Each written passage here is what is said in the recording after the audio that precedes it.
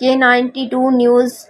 Kashmore bureau chief Abdulrazzaq Ogahi کی رپورٹ۔ غوث پور ہندو تاجر کے گھر ڈکیتی میں ملوث ملزمان کی عدم گرفتاری کے خلاف شٹر بند ہڑتال، ریلی اور احتجاج۔ غوث پور میں 2 ہفتے قبل مکی پاڑہ کے رہائشی ہندو تاجر بسنت لال کے گھر میں مسلح ڈاکوؤں کی جانب سے گھس کر خواتین کو یرغمال بنانے اور 20 لاکھ روپے نقدی، 10 تولہ سونا اور چاندی کے زیورات لوٹنے کے واقعے میں ملوث ملزمان کی گرفتاری نہ ہونے کے خلاف ہندو پنچایت، JUI، SUP اور سول سوسائٹی کی جانب سے مکمل شٹر بند ہڑتال کی گئی اور ایک بڑی احتجاجی ریلی نکالی گئی۔ ریلی کی قیادت ہندو پنچایت کے رہنماؤں چودھری رمیش لال، منوہر سونار اور بسنت لال نے کی، جبکہ JUI کے رہنما ثنا اوگاہی اور سعد اللہ، SUP ٹاؤن غوث پور کے صدر محمد قاسم بھائیو، ضلعی deputy secretary Safi Lashari, comrade Abdulrazzaq Ogahi, Wasim Bhayo, Abdulrashid بھائیو اور جہانگیر باغی بھائیو سمیت مختلف سیاسی و سماجی شخصیات بھی شریک تھیں۔ ریلی شہر کے مختلف راستوں سے ہوتی ہوئی مین پریس کلب پہنچی، جہاں احتجاجی مظاہرہ اور دھرنا دیا گیا۔